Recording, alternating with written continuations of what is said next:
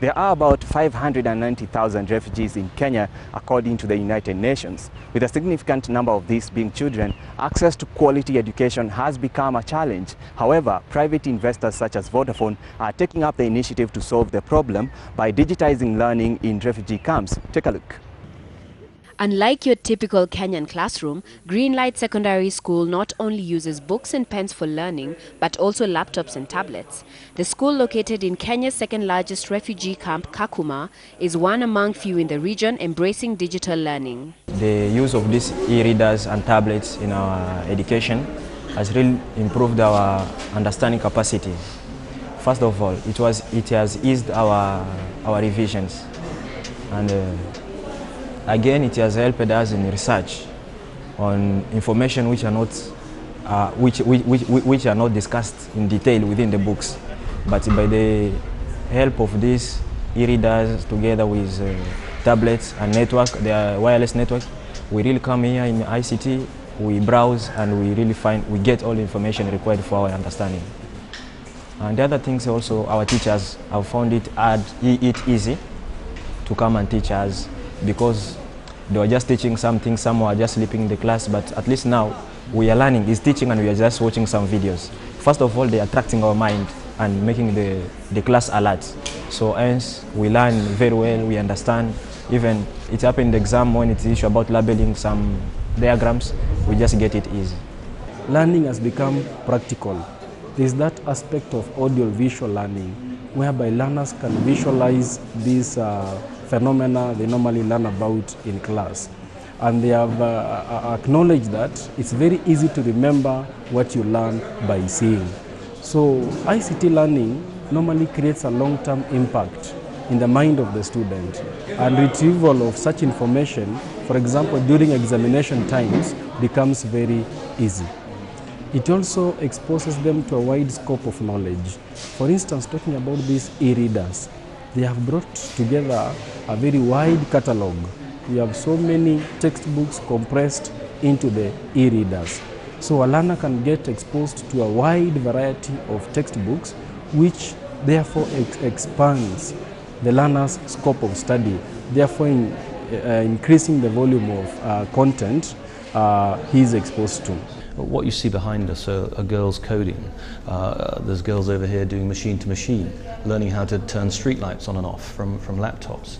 And those skills are key, and we see connectivity as an absolutely essential empowerer to enable them to have the sorts of skills that will benefit them when they reach 18, 19 and 20.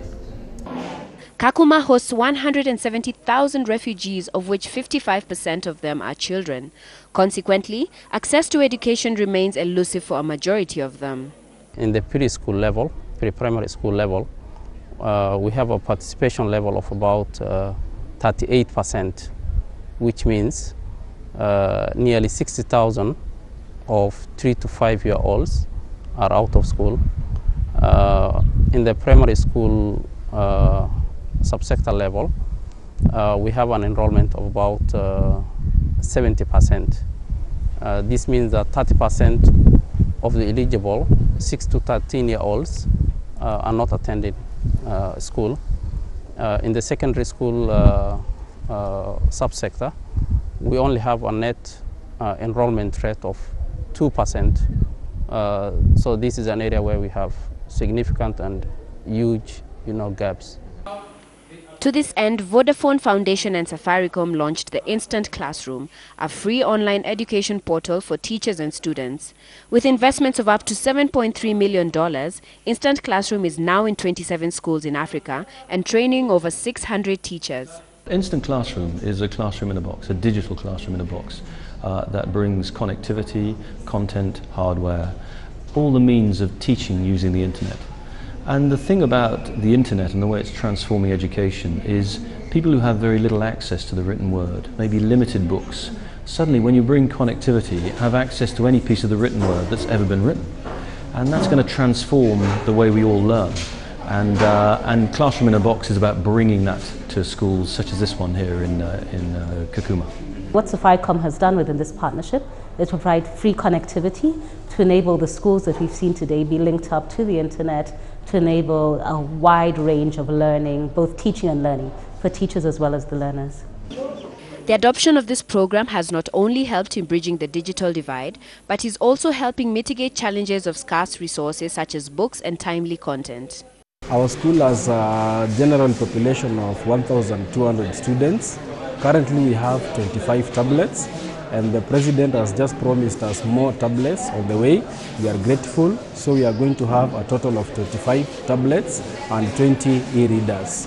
They provide tablets which are preloaded with educational content, textbooks, which students can, access when they don't have, those textbooks. Often, they don't have, or they have to share in a very high sharing ratio. So the teachers are able also to access online content materials which can meet their continuous professional needs. Sustainability of the project is a looming concern, necessitating empowerment of both teachers and students to own the program. There are some significant challenges relating to transition from one level to another. For example, we have 21 primary schools vis-a-vis only 5 secondary schools. So there is a huge institutional imbalance between primary education provision and secondary education provision. Post-secondary education training is only available for 1% of the eligible youth and adolescents. And oftentimes, you have people who complete, high school but have no mechanism to continue into tertiary level, education. We're bringing technology, but we want to bring it in a sustainable way. Therefore, we have to work with teachers as to how to integrate it into the curriculum, how to use it effectively. And so we've got about 25 teachers here with us this morning, all of whom are looking at how they can use the technology, how they can use the connectivity, how they can use the resources and the content to really improve their own teaching methods, but of course improve the exam results, the attendance of the young people who come.